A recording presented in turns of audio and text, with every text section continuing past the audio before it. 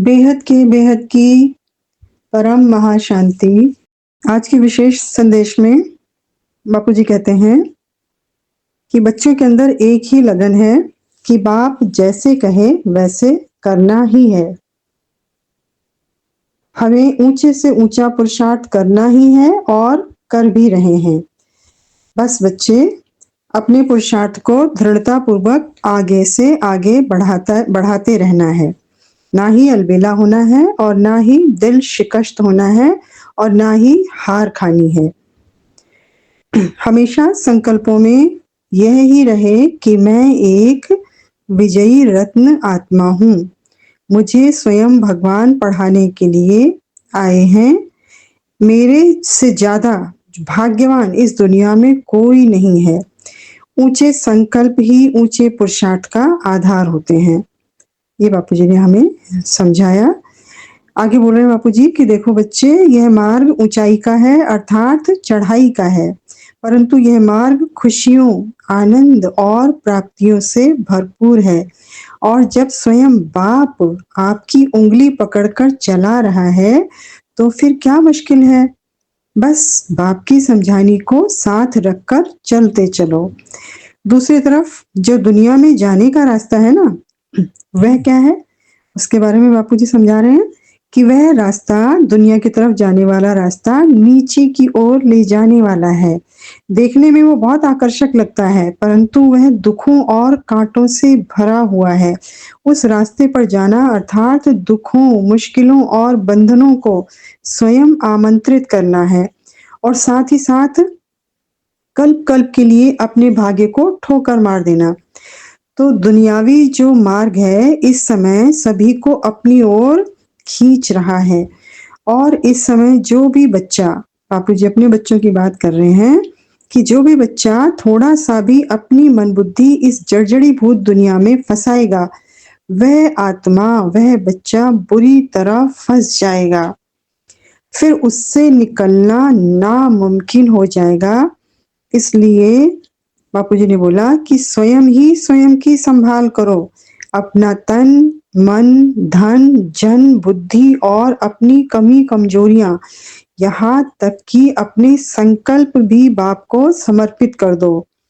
तभी बाप आप बच्चों का जिम्मेवार बनकर, बाप हमारी हर संकल्प का भी जिम्मेवार कैसे बनेंगे, इसके क्लैरिफिकेशन को हम आगे चलकर समझते हैं।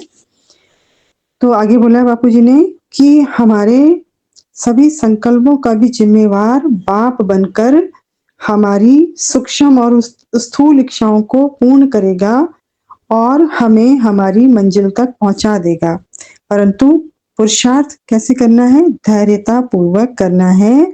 बस बाप यानी परमात्मा बाप यानी बेहद के बाप के संग चलते चलो, फिर पहुंचे कि पहुंचे, यानी हम अपनी मंजिल पर पहुंचे कि पहुंचे। तो आज बापूजी ने हम बच्चों के सामने दो रास्ते रखे हैं। तो जो दो रास्ते रखे हैं वो दो विचार नहीं है, वो आगे आने वाला दो भविष्य है बच्चों के सामने। एक रास्ता हमें परम प्राप्तियों की तरफ ले जा रहा है, दूसरा रास्ता हमें धीरे धीरे फिर उसी पुराने संसार के बंधनों में बांध देता है। बापूजी कहते हैं कि आप बच्चों के अंदर एक ही लगन है, बाप जैसा कहे वैसा ही करना है। यही इस समय की सबसे बड़ी पूंजी है। जो समय चल रहा है उसके अकॉर्डिंग सबसे बड़ी पूंजी कि जो बाप ने कहा वैसा ही बच्चों ने किया। क्योंकि मंजिल तक पहुंचने के लिए सिर्फ ज्ञान पर्याप्त नहीं है, दृढ़ता का होना अति अति अति आवश्यक है। तो कई बार हम आत्माएं क्या करते हैं, बहुत उत्साह से चलते हैं, फिर कोई परिस्थिति आती है तो सोचने लग जाते हैं कि इतना पुरुषार्थ कब तक करेंगे। और जैसे ही ये संकल्प आता है, यही वो जगह होती है, यही वो संकल्प होता है जहां माया जीतने का प्रयास कर लेती है, यानी माया का अटैक बच्चों के ऊपर शुरू हो जाता है। इसलिए बापूजी ने 3 चेतावनियां हमें विशेष रूप से समझा दी हैं। पहली चेतावनी बापूजी ने दे दी है, अलबेले बिल्कुल नहीं बनना, क्योंकि अलबेलापन कैसे होता है, धीरे धीरे नहीं आता। पहले अलबेलापन कैसे, अटेंशन कम होता है हमारा, फिर हमारा अभ्यास छूटता है, फिर पुरुषार्थ जो है वो हमको बोझ लगने लगता है। तो हम आत्माओं को पता ही नहीं चलता कि हम कब अपनी मंजिल से दूर होने लगे। दूसरी चेतावनी बापूजी ने दी है, दिल शिकस्त बिल्कुल नहीं बनना। यदि कहीं कोई कमजोरी दिखाई भी दे रही है, यदि कोई संस्कार बार-बार सामने भी आ रहा है, तो हमें ये नहीं सोचना कि मैं हार गया। गिरना हार नहीं है, गिरकर बैठ जाना ही हार है। और सबसे बड़ी चेतावनी बापूजी ने तीसरी चेतावनी हमको दी है कि दुनिया जो है ना, ये माया की जो दुनिया है, वो हमें बहुत आकर्षक लगेगी, हमें नीचे की ओर खींचेगी।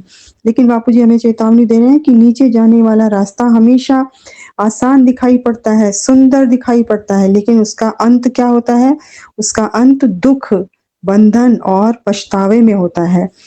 यहीं पर बहुत गहरी बात समझने के लायक है कि माया जो होती है वो आत्मा को एक ही बार में नहीं बांधती। इसलिए बापूजी कहते हैं कि वो पहले कहती है, आत्मा जो माया है वो आत्मा को समझाती है। कैसे समझाती है? कि इतना भी क्या पुरुषार्थ करना, थोड़ा-सा संसार भी ज़रूरी है। ये महावाक्य किसके? ये माया के महावाक्य बच्चों के संकल्पों पर भारी पड़ते हैं। कैसे? इतना भी क्या पुरुषार्थ करना, थोड़ा-सा संसार भी बहुत ज़रूरी है, इतना अटेंशन कौन रख सकता है? और फिर हम आत्माएँ सोचने लगते हैं कि केवल थोड़ा-सा ही तो क्या कर रहे हैं? संसार में जा रहे हैं ना। लेकिन बापूजी की चेतावनी बहुत स्पष्ट है कि जो भी बच्चा इस समय अपनी मन बुद्धि को थोड़ा-सा भी जड़ की दुनिया, माया की दुनिया यानी स्थूल दुनिया में फँसाएगा, वो बुरी तरह से फँस जाएगा। ध्यान देना है कि बापूजी ज़्यादा नहीं कह रहे, माइनर बोल रहे हैं, माइनर। माइनर का अर्थ समझना है, सबसे बड़ी समस्या जो है, सबसे बड़ी प्रॉब्लम, सबसे बड़ी जो सावधानी बापूजी ने और सबसे बड़ा समाधान भी हमको दे दिया है कि माइनर सा भी हमको अलबेलापन नहीं करना है। यानी बापूजी ने क्या बोला? अपना तन, अपना मन, अपना धन और अपना बुद्धि, सब कुछ, मन, बुद्धि, सब कुछ, जितनी भी कमी कमजोरियां, सब संकल्प तक बाप को समर्पित कर देना है। क्यों करना है? क्योंकि बापूजी ने कहा कि आप मुझे संकल्प कर दोगे तो मैं संभाल लूंगा। बाप आए ही इसलिए है ना। तो जब बाप संभाल लेंगे तो क्या होगा? वहीं से हल्कापन शुरू हो जाएगा। हम आत्माएं हल्की होना शुरू हो जाएंगे। और आज के पुरुषार्थ में बहुत सुंदर बापूजी ने एक पंक्ति बोली है कि बस बाप के संग चलते चलो, फिर पहुंचे कि पहुंचे। यानी हमारी मंजिल तक पहुंचने का जो रहस्य है वो हमारी शक्ति में नहीं है, वो हमारे पुरुषार्थ में नहीं है, वो हमारे संग में है। हम किसके संग चल रहे हैं? यदि निरंतर बाप का संग हमारे साथ है तो परिस्थितियां चाहे कितनी भी बड़ी हो, कितनी भी भारी हो, वो परिस्थितियां हम आत्माओं को रोक नहीं सकती। लेकिन यदि संग दुनिया का हो गया है तो छोटी सी माइनर सी इच्छा भी बहुत बड़ी बन जाती है। इसलिए आज बापूजी हमें अंतिम समय की एक बहुत स्पष्ट चेतावनी भी दे रहे हैं, शिक्षा भी दे रहे हैं। बापूजी बोल रहे हैं कि ऊंचा पुरुषार्थ केवल हम बैठ जाएं, बहुत योग लगाएं, निरंतर बैठे रहें, ऊंचा पुरुषार्थ वो नहीं है। ऊंचा पुरुषार्थ है कि हर दिन स्वयं को याद दिलाएं। क्या याद दिलाएं? कि हम ही विजयी रत्न आत्माएं हैं।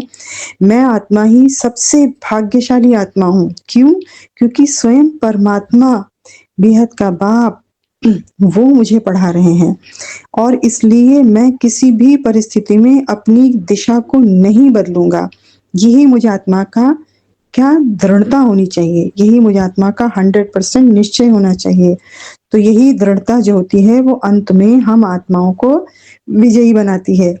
इसलिए बापूजी हमें बार-बार कह रहे हैं कि बाप के संग चलते-चलते भी क्या होता है कि सही दिशा में चल रहे हैं, क्योंकि हम संग किसका पकड़कर चल रहे हैं? तो बाप के संग चलते-चलते फिर पहुंचे कि पहुंचे।